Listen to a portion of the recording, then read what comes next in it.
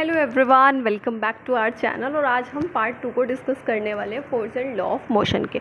बहुत ही easy language में इसको आपको मैं समझाने वाली हूँ। रीज़न बेस्ड क्वेश्चन भी हम इसके डिस्कस करने वाले हैं। तो सबसे पहले देख लेते हैं इनर्शिया, दोबारा से समझ लेते हैं क्या और इसके टाइप क्या क्या हो सकते हैं।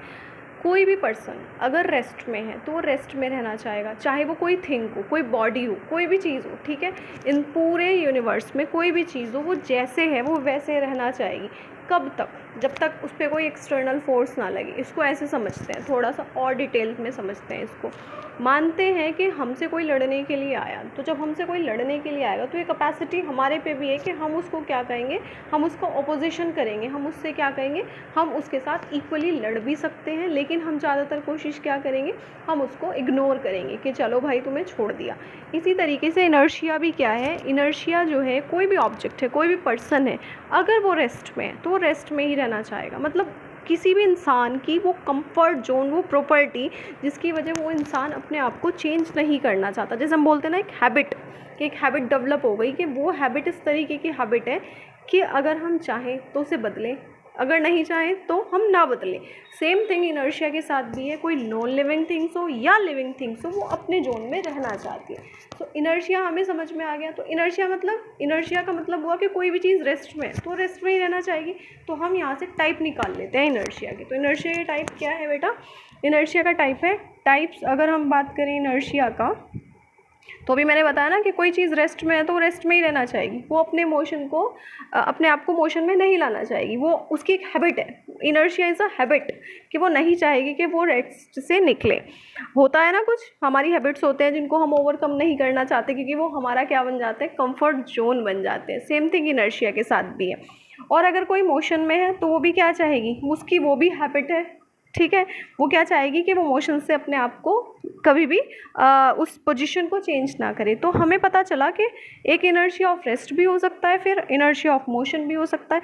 इसी तरीके से थर्ड वन भी होता है बेटा, वो होता है आपका इनर्शिया ऑफ डायरेक्शन। ये 3 टाइप हैं आपके इनर्शिया के। अब ये है क्या, इनर्शिया को बहुत बड़ा हम लोगों ने बना दिया है और हम सोचते हैं कि पता नहीं ये क्या है। तो बस सिंपल लैंग्वेज में समझे तो एक हैबिट है, जो वो हैबिट को चेंज नहीं करना चाहता कोई भी ऑब्जेक्ट, चाहे वो रेस्ट में है या फिर वो मोशन में। अच्छा, कब कर सकता है?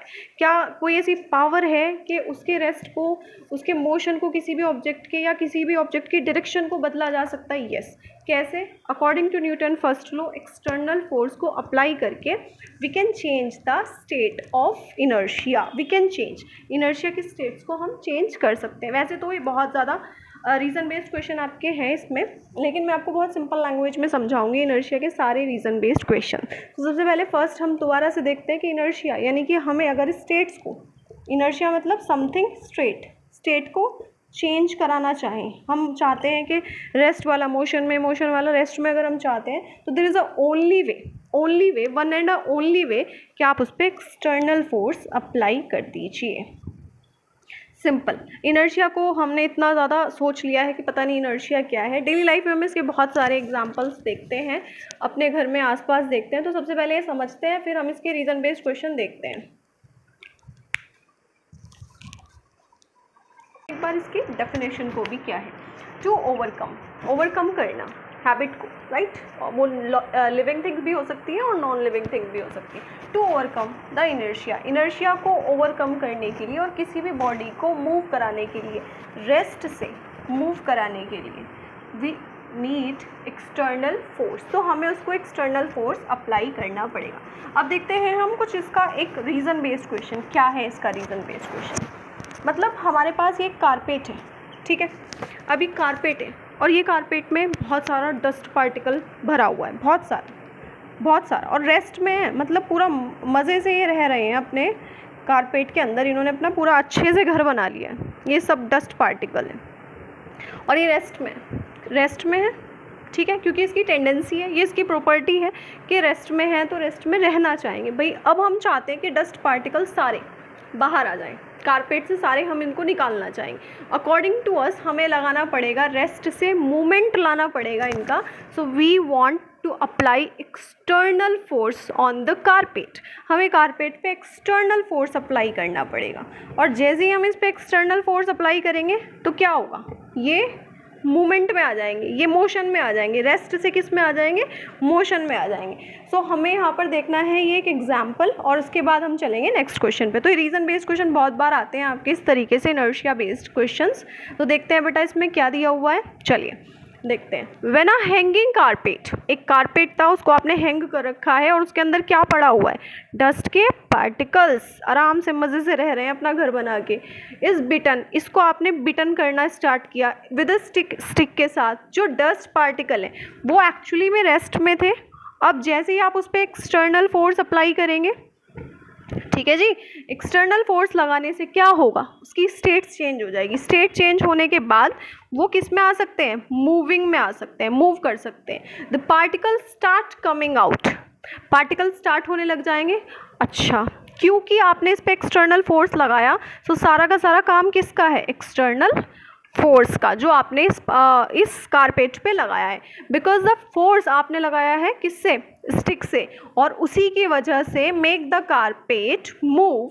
और ये जो कारपेट को आप 2 and 4 ऐसे आप इसको क्या करते हैं, 2 and 4 मतलब एक पोजीशन को यहाँ से यहाँ, दोबारा वहाँ से वहाँ, 2 and 4 जब आप इसको करते हैं तो जो डस्ट पार्टिकल होते हैं वो रेस्ट में ही रहना चाहते हैं। क्यों रहना चाहते हैं, क्योंकि हमने पढ़ा ना इनर्शिया ऑफ रेस्ट होता है, उसमें रहना चाहते हैं। लेकिन वो सेपरेट कब होते हैं, जब हम उन पर एक्सटर्नल फोर्स अप्लाई करते हैं। इन सिंपल लैंग्वेज, किसी भी ऑब्जेक्ट की स्टेट को चेंज करने के लिए, न्यूटन के फर्स्ट लॉ में भी हमने यही पढ़ा था, आपको उस पर एक्सटर्नल फोर्स अप्लाई करना पड़ेगा। न्यूटन्स फर्स्ट लॉ भी यही था हमारा, ठीक है जी। Is it clear? सो अभी समझ में आ गया कि किस तरीके से कि कारपेट के अंदर के डस्ट पार्टिकल बाहर निकल के आते हैं जब हम उन पर एक्सटर्नल फोर्स अप्लाई करते हैं। नेक्स्ट रीज़न बेस्ड क्वेश्चन एक बार और देख लेते हैं, वो क्या है। बहुत सिंपल लैंग्वेज में इसको समझते हैं। कोई एक कार है, ठीक है, इसको मान लिया हमने कार है।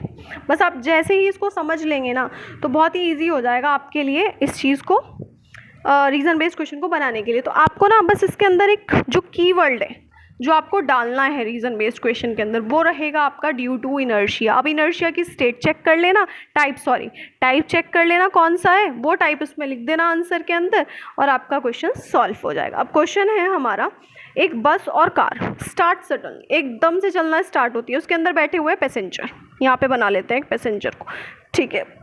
अब पैसेंजर उसके अंदर बैठे हुए हैं, जब ये एकदम से चलना स्टार्ट होगी, जो पैसेंजर हैं वो हमारे पीछे की तरफ क्यों जाते हैं, मतलब कि वो पीछे की बैठे हुए हैं ना, ठीक है, ये हमारे मान लेते हैं पैसेंजर है, ये पीछे की तरफ बेटा क्यों जाते हैं। अब चेक करते हैं, इस पैसेंजर को मैं डिवाइड करने वाली हूँ 2 पार्ट्स में। एक तो इसका कौन सा पार्ट है, ये वाला अपर बॉडी पार्ट, ठीक है जी, और ये है हमारा इस पैसेंजर का लोअर बॉडी पार्ट। अब बस हमको ये चेक करना है कौन सा पार्ट बस के साथ साथ है, कौन सा पार्ट है बस के साथ साथ, lower part.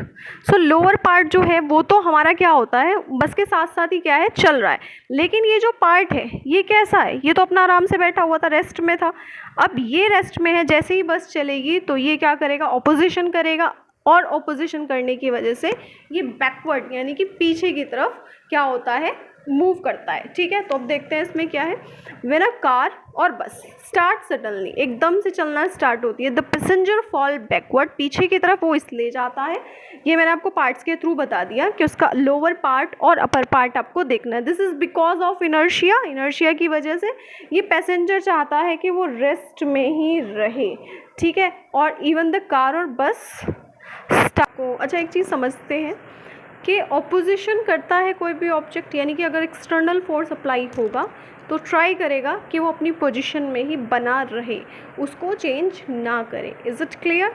These are the question based on the inertia. अब हम नेक्स्ट टॉपिक देखने वाले हैं विच इज़ मोमेंटम। मोमेंटम को समझेंगे और उसकी डेफिनेशन को समझेंगे, and then we will do some numericals और some reason based question based on the momentum. Momentum कुछ ऐसा लग रहा है मोशन, ठीक है, कुछ ऐसा लग रहा है कि हाँ भाई किसी चीज़ के मोशन के बारे में बात हो रही। मोमेंटम को सिंपल लैंग्वेज में समझें तो किसी भी ऑब्जेक्ट को, देखो पहले तो आपको मैं एक चीज़ बता दूँ, किसी भी ऑब्जेक्ट का मास कभी भी ज़ीरो नहीं हो सकता। मास मतलब अगर सिंपल लैंग्वेज में समझें तो वो सब्सटेंस जिससे मिलकर के कोई बॉडी बनी हुई है, ये मार्कर है, इसका भी कोई ना कोई सब्सटेंस है जिससे मिलकर के बनी हुई है। तो मास तो किसी भी ऑब्जेक्ट का कभी ज़ीरो नहीं होने वाला। हाँ, वेट ज़ीरो हो सकता है, ये हम ग्रेविटेशनल वाले चैप्टर में पढ़ेंगे। तो मास तो कभी भी ज़ीरो नहीं होता। अब हमें ये चीज़ समझ में आ गई कि अगर मास ज़ीरो नहीं होता तो ये कौन सी क्वांटिटी होगी, ये हमारी स्केलर क्वांटिटी होगी जो डायरेक्शन पे डिपेंड नहीं करेगी। तो बेटा मोमेंटम का मतलब है मोशन। मोशन, अब कैसा मोशन? कोई चीज़ भारी है, ठीक है, कोई चीज़ भारी है तो उसका मास ज़्यादा होगा, इन सिंपल लैंग्वेज मास ज़्यादा होगा। तो किसी भी चीज़ के अंदर अगर वेलोसिटी को क्रिएट करा दिया जाए, वेलोसिटी मतलब कि स्पीड विद डायरेक्शन, तो अब समझते हैं इसको एक एग्जांपल के थ्रू। एक बॉल है, ठीक है, अभी मैंने बताया इसका कुछ ना कुछ मास होगा, मतलब ये किसी ना किसी मटेरियल से ज़रूर मिल करके बनी होगी। तो अब मैंने क्या करा, इसको ना एक पॉइंट से दूसरे पॉइंट तक पहुंचाना है, मेरा एक डेस्टिनेशन पॉइंट है, यहाँ तक इस बॉल को मुझे पहुंचाना है। तो मैं क्या करूँगी, इस पर अप्लाई करूँगी मैं फोर्स, क्योंकि फोर्स ही तो रिस्पॉन्सिबल है इस चीज़ के मोशन के लिए भी। फोर्स ही तो रिस्पॉन्सिबल है किस चीज़ के लिए, वेलोसिटी को क्रिएट कराने के लिए, यानी कि मोशन को क्रिएट कराने के लिए, राइट। फोर्स लगाएंगे हम इसके अंदर। तो ये इस पॉइंट से इस पॉइंट तक मुझे इसको लेके जाना है। तो अब मैं क्या करूँगी, इस पर फोर्स अप्लाई करूँगी, जिससे कि इसकी वेलोसिटी, फॉर एग्जांपल समझते हैं इस पॉइंट के अंदर u है स्टार्टिंग वेलोसिटी, और यहाँ तक आने पे इसकी फाइनल वेलोसिटी क्या होगी, v होगी। तो मोमेंटम समथिंग क्या हुआ कि मास को आपने स्पीड विद डायरेक्शन यानी वेलोसिटी के साथ अगर आप मल्टीप्लाई कर देते हैं, क्योंकि वेलोसिटी एक डायरेक्शनल क्वांटिटी है, मतलब कि डायरेक्शन में जाती है ये वेलोसिटी। सो इस वजह से जो मोमेंटम होगा ये भी कैसा होगा, डायरेक्शनल। मोमेंटम मतलब समथिंग, कोई चीज़ मास के साथ मिल करके और उसमें आपने वेलोसिटी दे दी, मतलब उसको आपने स्पीड दे दी। तो मास के साथ अगर कोई चीज़ है, मतलब मास तो सभी का होगा, मास विद स्पीड, मास की मल्टीप्लाई स्पीड के साथ, तो जो कहलाएगा वो मोमेंटम हो गया। ऐसे समझते हैं कि हमारे पास एक बॉल है, क्रिकेट बॉल है, ठीक है, उसका मास समझ लेते हैं 10 kg है। अब आपने उसको ना वेलोसिटी दी थी 5 मीटर पर सेकेंड की स्पीड से, आपने उसको घेर दिया। तो अभी क्या हुआ, इसके अंदर क्या क्रिएट हो गया, इसके अंदर in simple language momentum create हो गया, बिकॉज हमने किसी डायरेक्शन में इसको स्पीड दी है। उसको तो वेलोसिटी भी बोलते हैं, जिसको हम डायरेक्शन विद स्पीड बोलते हैं, वेलोसिटी भी बोलते हैं। तो जब हमने इसको प्रोडक्ट किया तो इसको सिंपल लैंग्वेज में इसका ही नाम होगा मोमेंटम। मोमेंटम ताकत, कैसी ताकत, जब कोई चीज़ क्या होती है अपने मास के साथ मिल करके उसकी स्पीड मिल जाए उसको, यानी कोई चीज़ पड़ी हुई थी लेकिन हमने उसको क्या करा, उसको पावर में ले आए, कैसे, उसको स्पीड दे करके, तो उसको बोलते हैं मोमेंटम। अब समझते हैं मोमेंटम के बारे में। एक चीज़ और मैं आपको बता दूं, फोर्स के हमने इफेक्ट्स पढ़े थे और उस इफेक्ट्स में हमने ये पढ़ा था कि फोर्स किसी भी मूविंग ऑब्जेक्ट को रोक सकता है, पढ़ा था। वही चीज़ इस मोमेंटम के अंदर भी आएगी। जो क्रिकेट बॉलर होते हैं वो क्या कर, क्रिकेटर जो होते हैं वो बॉल को अगर कैच करना चाहते हैं तो क्या करते हैं, अगर तेज़ी से कोई चीज़ आ रही है, बॉल कोई तेज़ से आ रही है, तो वो ज़्यादा फोर्स अप्लाई करते हैं उसको रोकने के लिए। तो इसका मतलब सिंपल लैंग्वेज में हमें यहाँ से समझ में आ गया कि जो फोर्स अप्लाई किया जाएगा किसी चीज़ को रोकने के लिए वो प्रोपोर्शनल होगा। किसके प्रोपोर्शनल होगा बेटा, वो आपका प्रोपोर्शनल होगा बॉडी की वेलोसिटी के लिए। वेलोसिटी मतलब कि किस स्पीड से वो ऑब्जेक्ट आ रहा है, ठीक है। तो देखते हैं द फोर्स, जो फोर्स है रिक्वायर्ड, किस लिए रिक्वायर्ड है, स्टॉप करने के लिए, किसको, मूविंग बॉडी को, वो किसके प्रोपोर्शनल होगा, directly proportional to the velocity. कोई चीज़ तेज़ी से आ रही है तो ज़्यादा फोर्स लगाना पड़ेगा, कम तेज से आ रही है, कम स्पीड है तो ज़्यादा कम फोर्स लगाना पड़ेगा। डायरेक्टली प्रोपोर्शनल का मतलब ये वैल्यू बढ़ने पे ये वाली वैल्यू बढ़ने वाली है। तो द क्वांटिटी, वो क्वांटिटी मोशन की ही क्वांटिटी इन अ बॉडी के अंदर डिपेंड करती है किस पे, ओनली एंड ओनली 2 फैक्टर्स पे, which is mass and velocity. इन दोनों की प्रोडक्ट कर दिया, मतलब कि कोई ऑब्जेक्ट के अंदर पावर कब आएगी, जब उसके मास के साथ हम उसको स्पीड भी दे दें, ठीक है। इसका बहुत सारे एग्जाम्पल हैं, अभी हम डिस्कस करेंगे। तो मास और वेलोसिटी के प्रोडक्ट को मोमेंटम कहेंगे। इसको रिप्रेजेंट करते हैं आप स्मॉल p से, मास को m से करते हैं और वेलोसिटी को v से करते हैं। अब मैं आपको एक मेन की पॉइंट बताती हूँ। जब आपको न्यूमेरिकल सॉल्व करना होगा तो रिमेंबर वन थिंग, मास को हमेशा kg में रखिए और ये आपकी मीटर पर सेकेंड में आएगी। तो इसका मतलब इसकी जो SI यूनिट बनेगी वो होगी kg मीटर पर सेकेंड। और ये कैसी क्वांटिटी है बेटा, वेक्टर, क्योंकि आपने किसी भी ऑब्जेक्ट को किसी ना किसी डायरेक्शन में ही मूवमेंट कराना है। Is it clear. हम मोमेंटम को एक इजी लैंग्वेज में दोबारा से समझ लेते हैं। मोमेंटम मतलब कि कोई चीज़ मूविंग है और वो चीज़ मूव करने के बाद वो कितनी तेज़ी से वो आ रही है, जितनी तेज़ी से वो चीज़ आ रही है, वो बॉल है या कुछ भी है, वो हमें उतना ही ज़्यादा नुकसान पहुंचा सकती है। मोमेंटम मतलब कि बेसिकली मोशन कितना ज़्यादा है किसी भी बॉडी के अंदर, उसको बोलेंगे। कोई चीज़ बहुत तेज़ है तो उसके अंदर मोशन बहुत ज़्यादा है, मतलब मोमेंटम बहुत ज़्यादा है। और कोई चीज़ अगर हमारी धीरे धीरे आ रही है तो उसके अंदर मोमेंटम कम है। इन सिंपल लैंग्वेज किसी चीज़ में मोशन कितना फास्ट हो रहा है, that is known as the momentum. अब बिकॉज मोमेंटम हमारा 2 फैक्टर्स पे डिपेंड करता है, तो हम बात करते हैं कौन कौन से, कि कोई चीज़ कितनी भारी है, ठीक है, यानी कि उसके अंदर भारी इन द सेंस कि कितना मास है, भारी का मतलब, और कितनी उसकी वेलोसिटी है, मतलब कितनी स्पीड से वो आ रही है। कोई चीज़ अगर बहुत ज़्यादा स्पीड से आ रही है तो उसका मोमेंटम हाई होगा, ठीक है, भले ही उसका मास कम हो, लेकिन अगर उसकी वेलोसिटी इंक्रीज़ है तो ऑब्वियस सी बात है उसके अंदर जो मोशन होगा वो कैसा होगा, वो बहुत फास्ट होगा। और फास्ट मोशन होने की वजह से वो चीज़ किसी भी इंसान को उतना ही ज़्यादा हर्ट कर सकती है, मतलब इंजरी दे सकती है, ठीक है। तो जो हमारा मोमेंटम है वो 2 फैक्टर्स पे डिपेंड हुआ, एक तो मास पर और दूसरा वेलोसिटी पर। सो इन दोनों में कोई भी एक वैल्यू अगर इंक्रीज़ हो जाती है, तो मोमेंटम यानी कि मोशन ऑब्जेक्ट का बहुत फास्ट हो जाएगा, ठीक है जी। लेकिन अगर हम बात करें कि दोनों ही चीज़ इंक्रीज़ हो जाए, अगर ये ऊपर का साइन है मतलब दोनों ही चीज़, मास भी ज़्यादा हो और वेलोसिटी भी ज़्यादा हो, तब क्या होगा, तब मोमेंटम और हाई हो जाएगा। मतलब कि जो मोमेंटम है वो किस पे डिपेंड करता है, इसका फॉर्मूला है mv का मतलब p के सामने ही आपका क्या है, मास, और v है p के सामने ही। जब सामने सामने वैल्यूज़ होंगी, ये वाली वैल्यू का इंक्रीमेंट होने पर दिस वैल्यू का इंक्रीमेंट ऑल्सो होगा। Is it clear? So momentum in simple language, motion किसी ऑब्जेक्ट में कितना ज़्यादा हो रहा है, कौन सी चीज़ बहुत फास्ट आ रही है और कौन सी चीज़ बहुत स्लो आ रही है, दिस इज़ द मोमेंटम। अब हमने फैक्टर देख लिए किस किस पे डिपेंड करता है। अगर मैं बात करूं इन दोनों में से कोई भी एक चीज़, देखो मैं आपको बताती हूँ, मैंने कल भी आपको बताया था इस चीज़। फॉर एग्जांपल कोई भी ऑब्जेक्ट, फॉर सपोज कोई बॉल है, ठीक है, तो मैं आपको एक चीज़ अगर बताऊँ मोमेंटम से रिलेटेड, तो मोशन होना कंपलसरी है किसी भी ऑब्जेक्ट के अंदर मोमेंटम को क्रिएट कराने के लिए।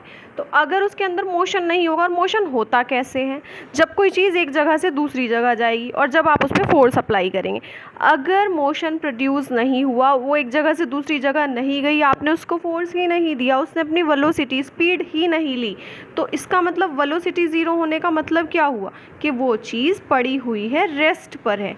तो जब कोई चीज़ रेस्ट पर होगी, पड़ी हुई होगी, तब उसका मोमेंटम कितना होगा, ज़ीरो, यानी कि तब उसके अंदर कोई मोमेंटम नहीं होगा। अब इसकी डेफिनेशन को देखते हैं क्या है। इफ़ अ बॉडी रेस्ट की केस में इज़ एट अ रेस्ट, पड़ी हुई है, एज इट इज़ पड़ी हुई है, और उसके अंदर कोई भी वेलोसिटी नहीं है, उसके अंदर कोई भी स्पीड नहीं है, दैट मीन्स उसकी वेलोसिटी ज़ीरो होने की वजह से उसका मोमेंटम भी ज़ीरो होगा। अच्छा, खाली वेलोसिटी ही ज़ीरो होगी, मास कभी भी किसी भी ऑब्जेक्ट का ज़ीरो नहीं हो सकता, क्योंकि हमने बताया था कि मास आपकी एक स्केलर क्वांटिटी है और स्केलर क्वांटिटीज़ कभी भी ज़ीरो नहीं होती। Is it clear? Every moving body, हर एक मूविंग बॉडी में मोमेंटम है, हर एक बॉडी में जो मूव कर रही है उसमें मोमेंटम है। अब इसको ऐसे समझते हैं, मोमेंटम फास्ट हुआ तो इंजरी किसी भी पर्सन को जिस पे भी जा करके वो लगेगी उतनी ही ज़्यादा होगी। एक cricket injured by the fast moving cricket ball, जो क्रिकेटर होते हैं उनको इंजरी हो सकती है अगर क्या होगा कि कोई फास्ट मूविंग बॉल उनको हिट कर जाए, टकरा जाए उनसे, ठीक है जी। नेक्स्ट हम इसका बहुत सिंपल सा एग्जांपल समझते हैं। रोड एक्सीडेंट्स जो होते हैं, हाई स्पीड से जो कार चल रही होती है उनमें ज़्यादा कैसे होते हैं, ज़्यादा खतरनाक होते हैं, किन की कंपैरेटिवली, अगर कार स्लो स्पीड में होगी। This is only the reason, यही एक रीज़न है, क्योंकि मोमेंटम ज़्यादा होगा, मतलब कि पावर ज़्यादा आएगी, यानी कि उसके अंदर क्या होगी, उसके अंदर उतना ही ज़्यादा मोमेंटम होने की वजह से उतना ही ज़्यादा वो किसी ना किसी पर्सन को या फिर किसी ना किसी चीज़ को उतना ही ज़्यादा नुकसान पहुँचाएगी। तो रोड एक्सीडेंट अगर हाई स्पीड से हुए, मोमेंटम फास्ट, तो in simple language motion fast, तो उतना ही ज़्यादा हर्ट होने के के चांसेस रहते हैं। Is it clear? So momentum is basically moving object कितनी तेजी से आ रही है और कितनी धीरे आ रही है, that is known as your momentum. अब हमने इसकी एसआई यूनिट भी देख ली थी, वेक्टर क्वांटिटी भी देख ली थी, और ये भी देख लिया कि किस तरीके से कौन सी चीज़ इम्पैक्ट डालती है मोमेंटम में, यानी रीजन बेस्ड क्वेश्चंस कि रोड एक्सीडेंट अगर बहुत ज़्यादा हाई स्पीड से कार है तो उसमें ज़्यादा खतरनाक क्यों होते हैं, क्योंकि उस कार का मोमेंटम ज़्यादा होता है, ठीक है, और मोमेंटम ज़्यादा होने की वजह से उतनी ही ज़्यादा इंजरी के चांसेस रहते हैं। Is it clear? क्योंकि कोई चीज़ कितनी फास्ट तरीके से आ रही होगी उतनी ही ज़्यादा इंजरी होगी। Is it clear? नेक्स्ट देखते हैं अब हम इसके बेस पे कुछ न्यूमेरिकल्स। तो न्यूमेरिकल्स को सॉल्व करने से पहले मैं आपको इसका एक फॉर्मूला P = mv ये रहेगा, और आपको हमेशा न्यूमेरिकल में एक चीज़ याद रखनी है कि मास आपका हमेशा kg में रहे और वेलोसिटी आपकी हमेशा मीटर/सेकंड पे रहे। चलिए अब इसके न्यूमेरिकल्स को बात करते हैं कैसे सॉल्व करने वाले। लेट्स टेक एन एग्जांपल, और यहीं से हम इसको एक क्वेश्चन को करने वाले हैं। फॉर सपोज कोई ऑब्जेक्ट है, उसका मास 1000 kg, चलो 100 मान लेते हैं, 100 kg, और उसकी वेलोसिटी मान लेते हैं 100 की, ऐसे मान लेते हैं 10 मीटर/सेकंड है। अब इसका हमें मोमेंटम निकालना है, तो हम इसका मोमेंटम कैसे निकालेंगे? बेसिक फॉर्मूला क्या है? P = m × v। बस आपको न्यूमेरिकल में मैंने आपको अप्रोच भी बताई थी कि आपको गिवन को सिंबल की फॉर्म में लिखना है। मैंने लिखा, जैसे मास को लिखा m से और वेलोसिटी को लिखा स्मॉल v से, ठीक है। फिर फॉर्मूला लगाएंगे। सो मास है आपका 100 kg और वेलोसिटी है आपकी 10, 100 की 10 से मल्टीप्लाई करेंगे, you will get the 1000 kilogram metre per second इसका मोमेंटम आ जाएगा। अब एक पॉइंट और, कभी कभी न्यूमेरिकल्स में आपको जो मास है वो केजी में ना दे करके ग्राम में दे देगा, then you have to change the mass into kilogram only, ठीक है। So these are your formula, these are your explanation of momentum and reason based questions. Hope you understand whole concepts. अब next जो हमारा topic है वो है Newton second law of motion. अब मैं आपको थोड़ा सा इंट्रोड्यूस कर दूँ Newton second law of motion actual में है क्या। इसमें अगर हम समझे, बहुत ज़्यादा कंफ्यूज हम इसमें नहीं होंगे, क्योंकि न्यूटन का second law of motion based on the momentum ही है। तो इसको थोड़ा सा मैं आपको हिंट के थ्रू बता देती हूँ। फॉर सपोज हमारे पास कोई ये, इसके रीज़न बेस्ड क्वेश्चन भी हम डिस्कस करेंगे। फॉर सपोज हमारे पास कोई ये बॉल है, ठीक है जी, इसका क्या होगा, कुछ ना कुछ मास तो ज़रूर होगा। अब इसको हमने क्या करा, फोर्स लगाया, ठीक है। जब हमने इस पर फोर्स लगाया तो क्या होगा, ये स्पीड ले लेगा। अब जब ये स्पीड ले लेगा तो ये एक जगह से दूसरी जगह तो जाएगा, राइट। जब एक जगह से दूसरी जगह जाएगा, पहले इसकी स्पीड क्या होगी, कम होगी, मान लेते हैं, कम नहीं मानते, मान लेते हैं इसकी स्टार्टिंग पॉइंट पे वेलोसिटी जो है या स्पीड जो है वो कुछ और है, और जब जहाँ तक इसे पहुँचना था वहाँ पे जाके इसकी स्पीड कुछ और हो गई, क्योंकि ये हमने कहाँ पर टॉपिक क्लियर करा था, वेलोसिटी के अंदर। जब स्पीड जो है यानी वेलोसिटी जो है जब बदलती है उसको क्या बोलते हैं, एक्सेलरेशन। तो यहाँ से यहाँ तक जब इसने क्या किया, अपनी वेलोसिटी को चेंज किया, लेकिन मास तो चेंज नहीं हुआ ना। सो ये जो फोर्स हमने इस पर लगाया है, ये जो फोर्स हमने इस पे लगाया है, ये फोर्स हमारा प्रोपोर्शनल होगा। किसके प्रोपोर्शनल होगा, चेंज कितना आया है मोमेंटम में, मतलब कि पहले वो चीज़ कितनी फास्ट चल रही थी, मोमेंटम मतलब कितनी फास्ट थी, और जिस पॉइंट तक वो पहुंची वहाँ पे जाके कितनी फास्ट या स्लो है, उसको ही तो मोमेंटम बोलेंगे। तो ये जो फोर्स है जितना भी आप उस ऑब्जेक्ट पे लगाएंगे ये प्रोपोर्शनल होगा। किसके प्रोपोर्शनल होगा, ये किसके प्रोपोर्शनल होगा, चेंज, किसके चेंज, इन मोमेंटम। मतलब मोमेंटम का मतलब क्या हुआ कि वो चीज़ कितनी तेज़ी से चल रही थी पहले पॉइंट पे, और जहाँ तक उसने पहुँची कितनी तेज़ी पे वो जाके वहाँ पे पहुँची है ओवर द टाइम पीरियड। ये सारा प्रोसेस टाइम पीरियड पे डिपेंड करेगा। मतलब अगर किसी ऑब्जेक्ट को यहाँ से यहाँ तक जाना है, ज़्यादा फोर्स लगाओगे तो वो कम टाइम में पहुँचेगी, क्योंकि ये इसके क्या है, फोर्स जो है किस टाइम के क्या है, इनवर्सली प्रोपोर्शनल। दैट मीन्स कि टाइम अगर अगर हम इसको बहुत अच्छे से स्टडी करें, टाइम अगर किसी चीज़ में ज़्यादा लग रहा है एक पॉइंट से दूसरे पॉइंट तक जाने पे, इसका मतलब आपने उस ऑब्जेक्ट को कम फोर्स दिया है।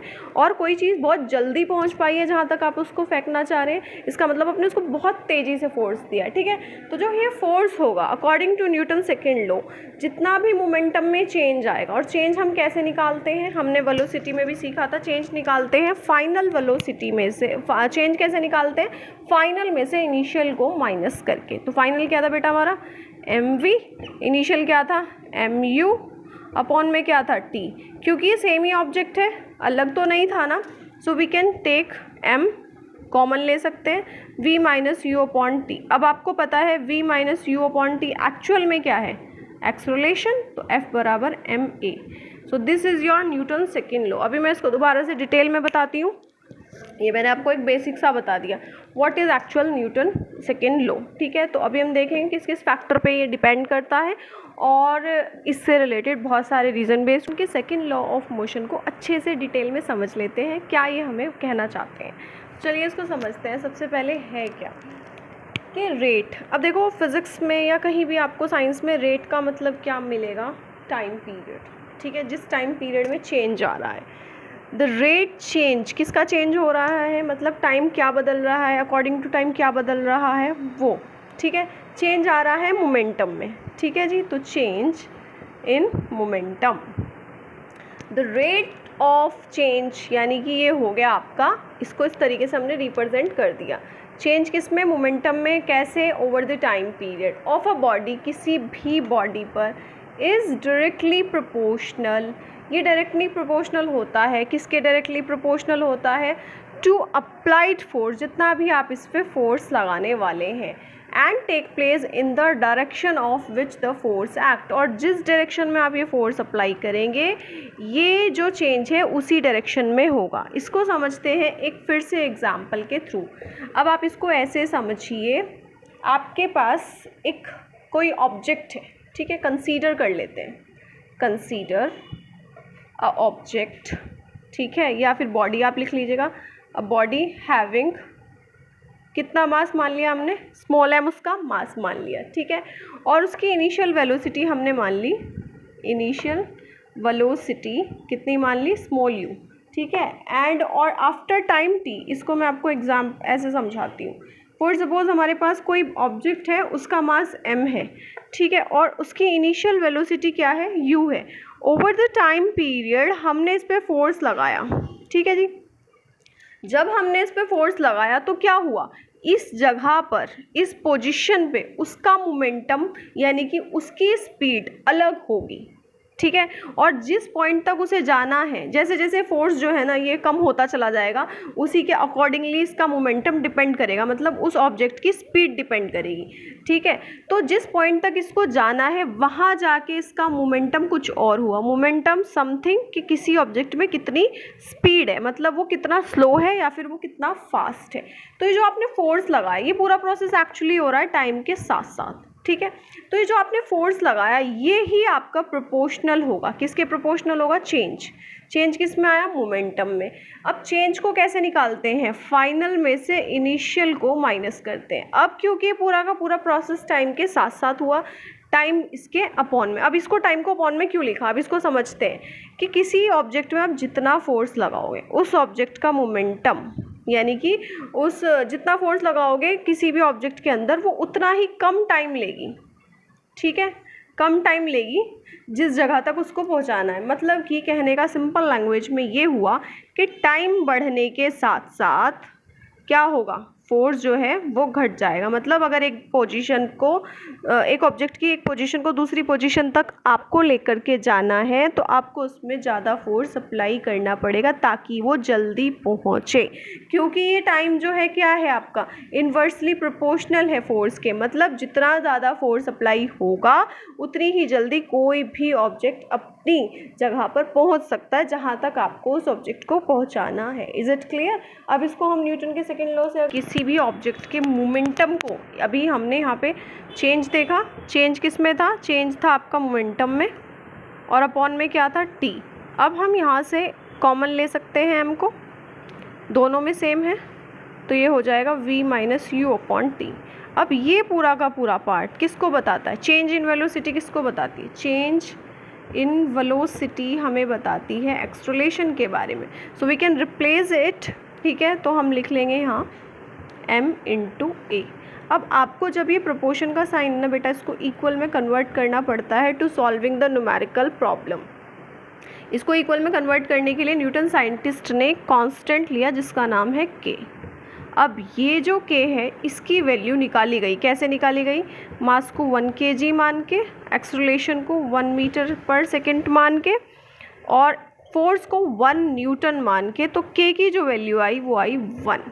तो जब हम इसे इस फॉर्मूले में रखेंगे so we will get F equals to ma, ठीक है। This is your Newton second law of motion. इसके साथ साथ मैं आपको एक चीज़ और बता दूं कि अगर आपको किसी भी ऑब्जेक्ट के मोमेंटम को कम कराना हो तो आपको क्या करना पड़ेगा? उसका टाइम जो है आपको क्या करना पड़ेगा? बढ़ाना पड़ेगा, इंक्रीज़ करना पड़ेगा। मतलब कि टाइम बढ़ने से मोमेंटम क्या हो जाता है? कम हो जाता है। कैसे पता चला? ये अभी हमने इस फॉर्मूले से भी देखा, ठीक है जी। तो फॉर्मूले से हमने देखा भी है कि क्या होता है कि अगर आपको किसी भी ऑब्जेक्ट के मोमेंटम को कम कराना है, मतलब कि उसकी स्पीड को कम कराना है, तो आपको टाइम को बढ़ा देना चाहिए। ये न्यूटन का सेकेंड लॉ आपने पढ़ लिया। अब हम इसमें यहाँ पे कुछ चीज़ें देख लेते हैं। मास ज़्यादा होगा, ठीक है, और तो फोर्स भी आपका क्या होगा? ज़्यादा लगाना पड़ेगा, ठीक है। और एक्सेलरेशन ज़्यादा होगा, इसका मतलब आपने उसमें फोर्स, एक्सेलरेशन मतलब आपने उसकी स्पीड को ज़्यादा बढ़ा दिया, ठीक है, कम बढ़ा दिया, तो फोर्स भी आपने ज़्यादा लगाया होगा, तभी एक्सेलरेशन ज़्यादा हुआ होगा।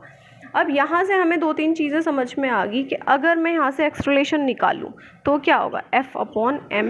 मतलब कि यहाँ से मुझे एक चीज़ और पता चली कि अगर मेरा जो किसी भी ऑब्जेक्ट का जो मास है अगर वो बढ़ गया तो एक्सेलरेशन कैसा होगा? कम हो जाएगा। मतलब भारी चीज़ों में वेलोसिटी को बढ़ाने के लिए आपको अगर भारी चीज़ें होंगी तो उनमें आपको वेलोसिटी को इंक्रीज़ कराने में ज़्यादा फोर्स लगाना पड़ेगा, ठीक है।